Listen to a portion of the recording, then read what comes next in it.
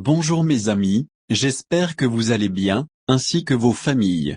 Je me présente Soufiane Fahmy, j'ai été nommé responsable du secteur eau et environnement, dans cette chaîne Let's Break.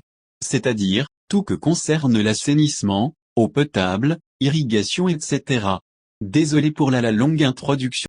Dans cette vidéo, on va voir les différentes solutions pour le phénomène de coup de bélier.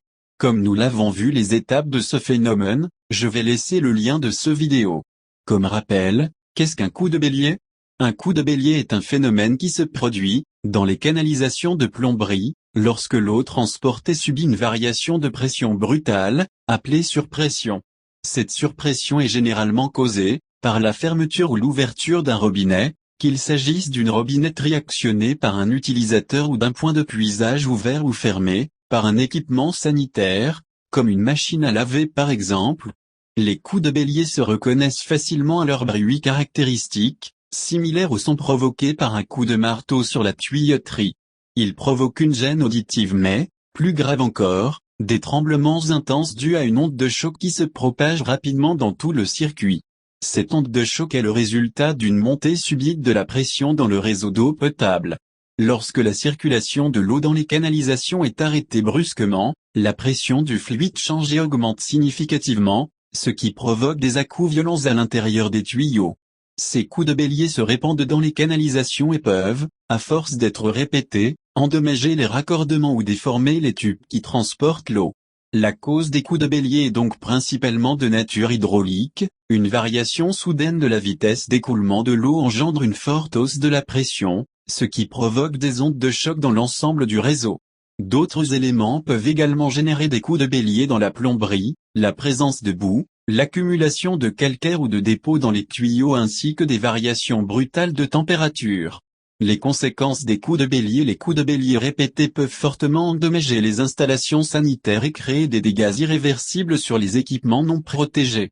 En effet, les différents appareils sanitaires, et les raccordements effectués sur les différents points du réseau de plomberie, sont conçus pour supporter un certain niveau de pression.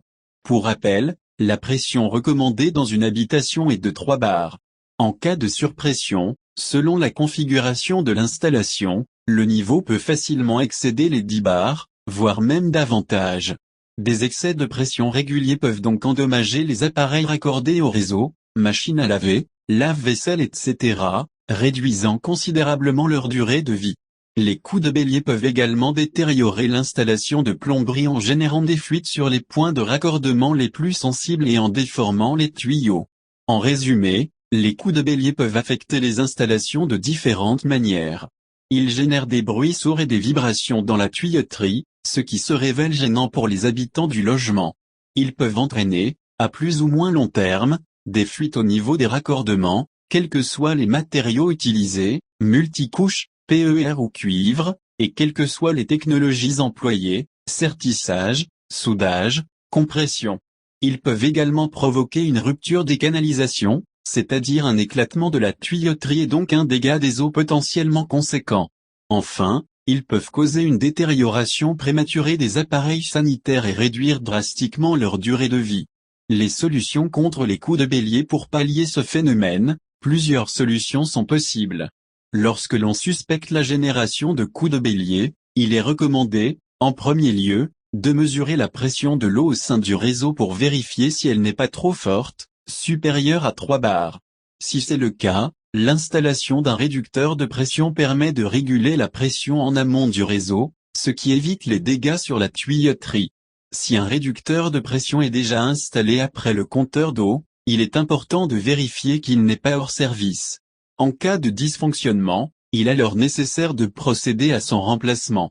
Pour éviter les coups de bélier, il peut également être envisageable d'installer des robinets à vitesse de fermeture lente. Ces appareils évitent les ouvertures et fermetures trop brutales des robinets, par conséquent, limitent les risques de coups de bélier. La solution la plus recommandée pour éviter les coups de bélier reste tout de même l'emploi d'un anti-bélier, également appelé bouteille anti-pulsatoire. Cet accessoire est spécialement conçu pour absorber l'onde de choc délivrée lors de la variation brutale de la vitesse de l'eau. Raccordé sur un robinet ou une tuyauterie, il garantit la durabilité et le confort d'utilisation du réseau d'eau domestique. Les différents types d'anti-bélier. Il existe deux types d'anti-bélier disponibles sur le marché de la plomberie. L'anti-bélier à membrane. L'anti-bélier à membrane est une petite cuve séparée en deux parties par une membrane en caoutchouc.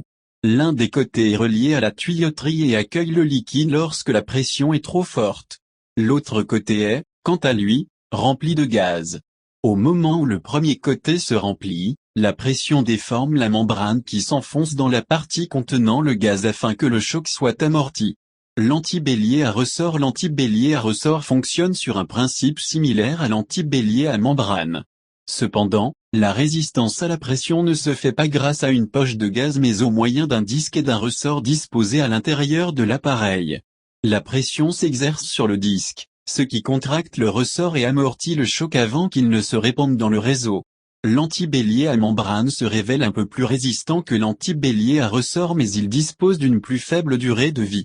Quel que soit le type d'anti-bélier choisi, la pose d'un tel équipement évite les dommages sur les équipements sanitaires et les tuyaux d'alimentation en eau. Où et comment installer un anti-bélier? Afin de garantir une efficacité optimale de l'anti-bélier, il est primordial de le poser au plus près de l'équipement qui est la cause des coups de bélier.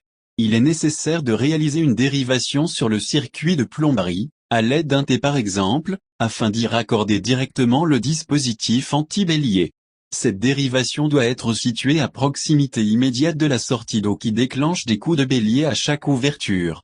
Le montage de l'appareil est très simple puisqu'il suffit de le visser sur la sortie de repiquage aménagée, en prenant soin, tout de même, d'étanchéifier le tout à l'aide de ruban téflon. Information, il est possible d'installer plusieurs anti-béliers sur le réseau de plomberie, si de multiples équipements sanitaires se révèlent générateurs de coups de bélier.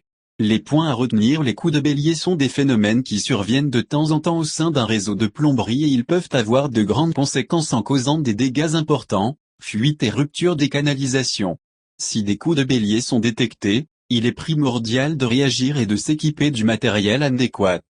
L'anti-bélier est un outil spécialement conçu pour éviter ces phénomènes, sa mission étant d'absorber les ondes de choc pour éviter qu'elles se propagent dans l'ensemble des tuyaux.